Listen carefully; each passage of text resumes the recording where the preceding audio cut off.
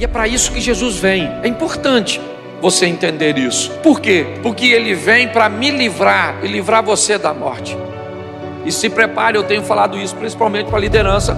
A palavra pecado já vai ser banida de nosso vocabulário, assim como algumas palavras têm sido acrescentadas, assim como algumas palavras já foram banidas. Quem é aqui do tempo da palavra cebosa?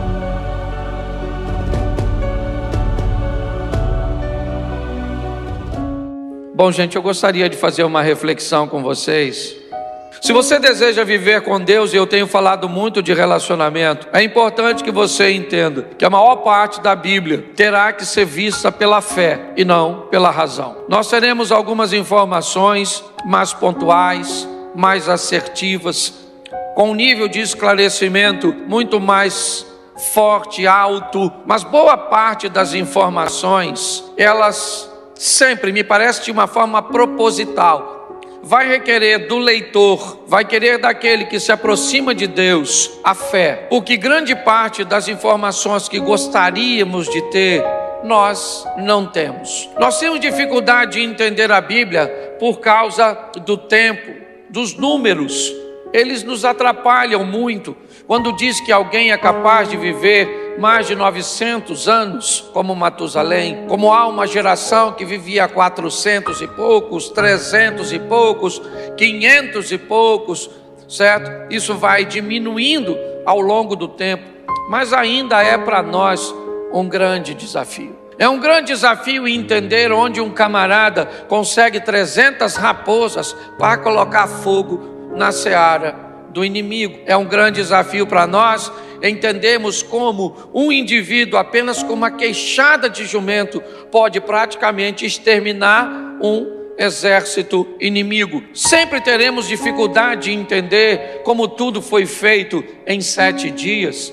Se 7 dias, a palavra dia, na verdade quer dizer um período de 24 horas, ou se ela se encaixaria, certo? Que um dia para Deus, né, seria como 1000 anos para o homem. Então todas as vezes que lidarmos com essas informações, inevitavelmente a nossa fé tem que estar muito fundamentada, ou então as críticas, as dúvidas, os argumentos dos ateus, dos filósofos e de boa parte das pessoas que não conseguiram alcançar a fé para estabelecer um relacionamento com Deus, pode prejudicar a sua fé. Nós estamos falando e vamos falar do nascimento de Jesus, e uma série de fatores nos faz acreditar ou entender que ele não aconteceu na data que se comemora, tá certo? E você vai observar por inúmeros ângulos, inúmeras escolas, e elas vão contradizer isso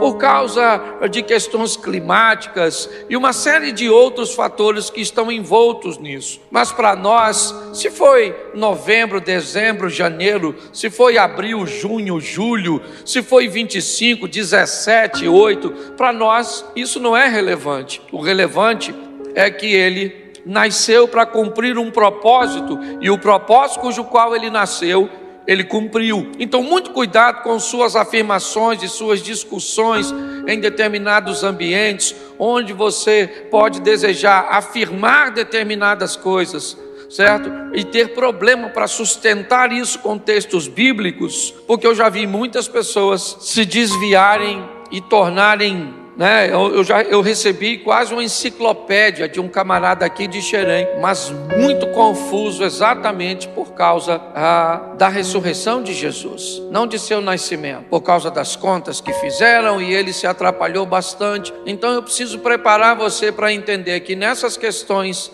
de números, de lugares, de épocas, de costumes, nós podemos esbarrar muito e muitas vezes nas informações que não serão tão precisas, ok? Mas eu gostaria que você entendesse o que eu quero passar para você hoje. Deus cria o homem e a mulher, e nós somos criacionistas, e não temos nenhuma dificuldade de até aceitar um pouco da evolução.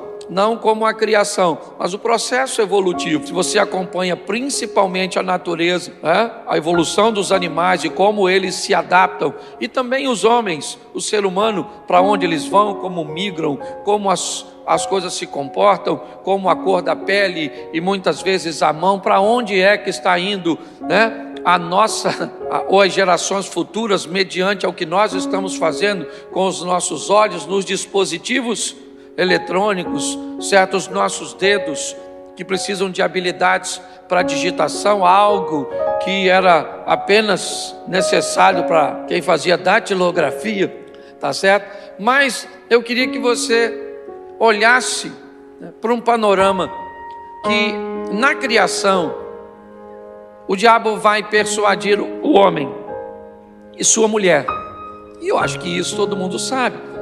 A historinha de um limite que é ultrapassado, e que durante algum tempo alguém disse que era uma maçã, um fruto, alguma coisa desse tipo, mas a mensagem apenas quer dizer que um limite foi estabelecido no jardim, no Éden, num ambiente que era chamado de paraíso, e aqueles que viviam ali resolveram ultrapassar os limites estabelecidos por Deus. E o que foi dito é que uma vez ultrapassados os limites, eles seriam banidos daquele ambiente, e isso aconteceu. E aí o problema está estabelecido, porque o homem está perdido de novo. Voltamos à estaca do Adão e Eva, lá atrás no Éden, onde eu comecei. Eles estão nus, sem proteção. Esquece a nudez, esquece o sexo. Todas as vezes que falamos de nudez, sabe, nesse mundo corrompido, sempre lembramos de sexualidade. Esquece isso. É transparência, é poder estar diante de Deus e das pessoas de cara limpa, sem máscaras, sabe? É poder olhar para a tela do celular e colocar ele aberto em cima da mesa. Mulher, filhos, mãe, certo? Esposa, marido, está tudo lá. Podemos fazer alguns sinais ou sinalização, né, para o outro na frente de todos. É isso. Não estou falando e removendo sua individualidade, não é nada disso não, sua privacidade. Estou falando de uma vida transparente. Poder ser quem você é de fato diante das pessoas. É isso que Cristo nos propõe.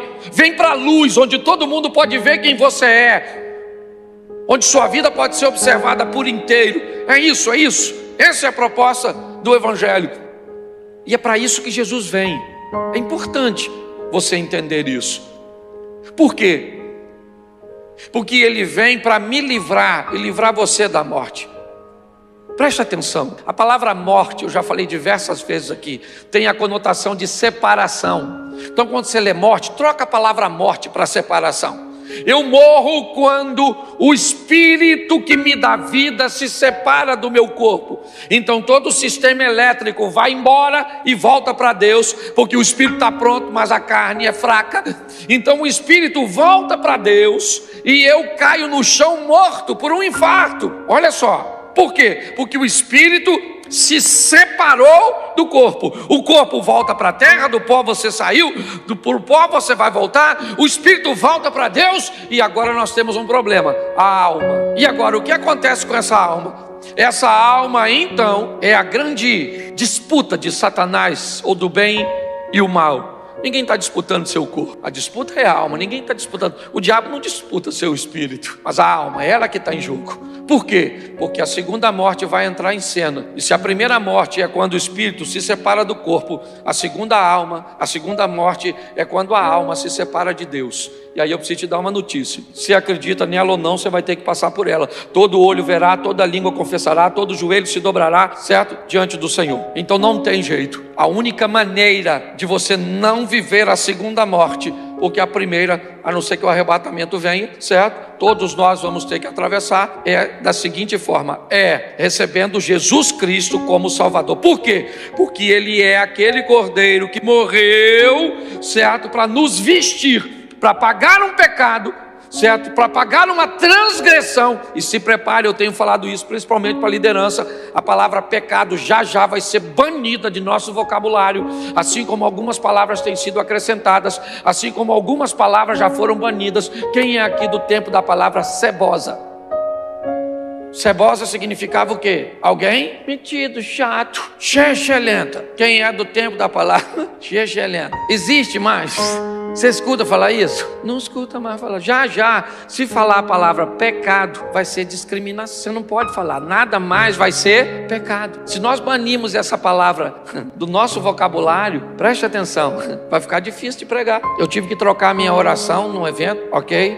Eu fui num evento e falei uma frase durante a minha oração, e a frase que eu falei durante a minha oração, eu tive sérios problemas com essa frase. Orando, certo? A partir daquele dia, eu mudei a minha oração, certo? Eu tive que mudar a minha oração, porque o vocabulário que eu usava naquela oração não era mais permitido na nação onde eu estou estabelecido.